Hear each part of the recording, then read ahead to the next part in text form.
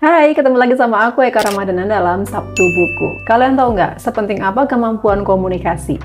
Orang yang mampu berkomunikasi dengan baik memiliki banyak peluang di berbagai hal. Pekerjaan, pertemanan, sampai hubungan dengan lawan jenis. Menurut statistik, 66% perusahaan memilih karyawan berdasarkan kesan pertama. Kesan pertama tidak bisa didapatkan di kesempatan kedua loh, dan hanya memiliki waktu maksimal 10 menit. Itu artinya ucapan singkat merupakan faktor penting dalam menentukan kesan pertama. Tentu kemampuan intelektual, penampilan, tata krama adalah hal yang sangat penting ya, tapi kemampuan komunikasi yang baik juga tidak kalah pentingnya untuk menjadi support dari kemampuan intelektual, penampilan, dan tata krama yang sudah dimiliki. Kita akan belajar dari buku ini. Bicara itu ada seninya. Penulis buku ini yaitu Oh Tu yang berbagi pengalamannya saat bicara dengan kliennya. Kliennya ini mengeluhkan kenapa ia selalu gagal dalam mencari pasangan. Ketika ia bertemu dengan perempuan, si perempuan ini tidak tertarik dengannya, padahal tidak ada yang salah. Kepribadiannya, karirnya, penampilannya semuanya baik. Segi akademis, keluarga, dan fisiknya juga baik.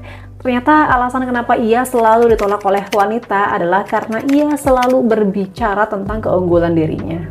Sehingga pada kesan pertama, wanita akan mengira bahwa ia adalah sosok yang hanya mementingkan diri sendiri dan egois.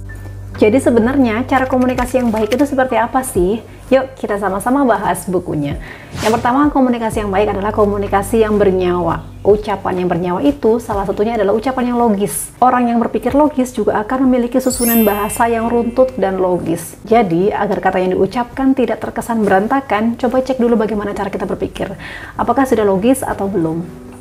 Dalam berbicara logis, kita juga harus mengucapkan kalimat yang beralasan, tidak berlebihan, menggunakan kata yang sederhana, dan bersikap tenang. Kedua, lengkapi dengan bahasa nonverbal. Kalian tahu nggak sih kalau hampir 90% ucapan dibentuk oleh suara dan gerakan tubuh? Albert Mehrabian, psikolog sekaligus pakar komunikasi Amerika, menyebutkan bahwa suara dan gerak tubuh adalah unsur yang sangat penting dalam bicara. Menurutnya, 7% dipengaruhi oleh isi, 38% oleh suara, dan 55% oleh gerak tubuh. Suara dan gerak tubuh dapat membuat perbedaan besar terhadap isi ucapan yang sama. Nah, ada beberapa cara yang harus diperhatikan nih ketika kita mau berkomunikasi, terutama dalam komunikasi formal ya. Pertama, penampilan yang baik. Orang kalau penampilannya sudah enak dipandang, pasti akan memberikan kesan yang baik terhadap apa yang akan disampaikan. Yang kedua, selalu tersenyum, pandangan yang berbinar, dan tatapan yang stabil. Jika kita dalam kondisi senang, otomatis pupil mata kita akan membesar dan ini mempengaruhi sorot mata kita. Selanjutnya yaitu sikap percaya diri. Gestur tubuh yang tepat seperti misal nih, tangan mengepal untuk menunjukkan maksud yang kuat dan lain-lain. Kita akan masuk ke pembahasan yang ketiga, yaitu pentingnya bertanya, memuji, dan bereaksi. Kalian tahu nggak sih kalau rumus komunikasi adalah QPR? Question, Price, Reaction. Question atau pertanyaan adalah bentuk dari ketertarikan. Oleh karena itu, pertanyaan adalah dasar dari komunikasi. Price atau pujian juga sangat penting dalam komunikasi. Pujian memiliki efek yang kuat dan instan terhadap manusia. Orang yang dipuji pasti akan lebih senang sehingga komunikasi pun berjalan dengan baik. Selanjutnya itu tentang reaction atau reaksi. Kita hanya bisa bereaksi ketika kita mendengarkan apa yang disampaikan oleh lawan bicara. Maka dari itu penting sekali kita untuk memiliki kemampuan untuk mendengarkan yang baik. Yang keempat itu pentingnya kualitas sebelum kuantitas. Di Korea Selatan, penyebab utama kurangnya komunikasi pada pasangan karena mayoritas mereka sibuk bekerja dan penggunaan televisi, komputer, dan smartphone, juga karena terkurasnya waktu untuk mengurus anak, serta kurangnya teknik pengalaman dalam berdialog. Tapi ada yang lebih penting dari lamanya berdialog, yaitu kualitasnya. Teknik pengalaman berdialog tentu dibahas lengkap dalam buku ini ya. Kalian baca sendiri aja bukunya. Yang kelima, pentingnya percaya diri. Di sini penulis berbagi 4 cara meningkatkan rasa percaya diri. Nah, kita akan bahas satu persatu ya. Pentingnya mengucap salam dan selalu tersenyum. Ada seorang profesor dengan prestasi penelitian yang luar biasa. Dia juga seorang penulis yang dikenal oleh publik. Tapi respon tentang kuliahnya di kampus tidak terlalu baik. Karena dia memiliki kebiasaan membelalakan mata dan mengangkat satu sudut bibirnya. Sehingga walaupun profesor ini memiliki prestasi yang baik, tapi hubungannya dengan mahasiswa tidak baik karena kurangnya senyum dan memiliki ekspresi wajah yang sinis. Lalu pentingnya berbicara sambil menatap dan penggunaan pelafalan yang tepat.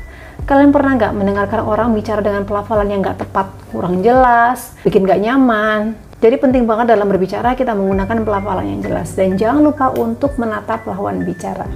Ada tips nih untuk kalian yang merasa nggak kuat menatap lawan bicara, yaitu dengan menatap alis, ujung hidung, atau dahi.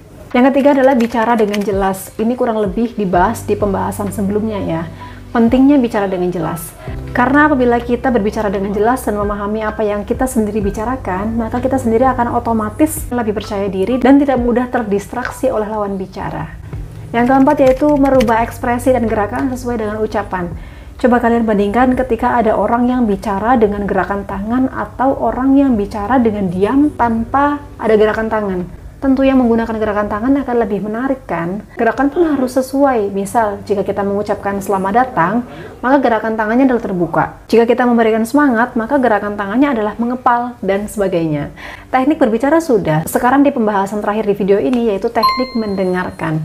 Setidaknya ada 4 teknik yang dipaparkan dalam buku ini, seperti yang aku jelaskan sebelumnya, bahwa teknik mendengarkan itu juga sangat penting. Yang pertama yaitu respon, seperti anggukan kepala. Berikan anggukan kepala secara ringan dan berikan respon kecil. Yang kedua, dengarkan hingga selesai. Jadi jangan memotong pembicaraan lawan ya. Tapi jika pembicaraannya keluar dari tema, kita boleh menanggapi dan menyangkal. Yang ketiga adalah simpulkan. Apabila lawan kita bicara panjang lebar, kita harus menyimpulkan terlebih dahulu untuk bisa menanggapi apa yang dibicarakan oleh lawan bicara kita. Jangan lupa ajukan pertanyaan untuk mengarahkan pembicaraan.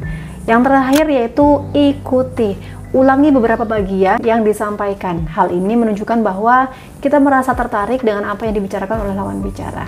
Isi dari buku ini tentu nggak akan bisa aku bahas di video ya. Untuk kalian yang merasa perlu melatih skill komunikasi untuk kepentingan presentasi, pekerjaan, membujuk, atau sekedar berkomunikasi dengan teman atau pasangan, buku ini akan sangat cocok untuk kalian. Yang tertarik, kalian bisa klik link di deskripsi.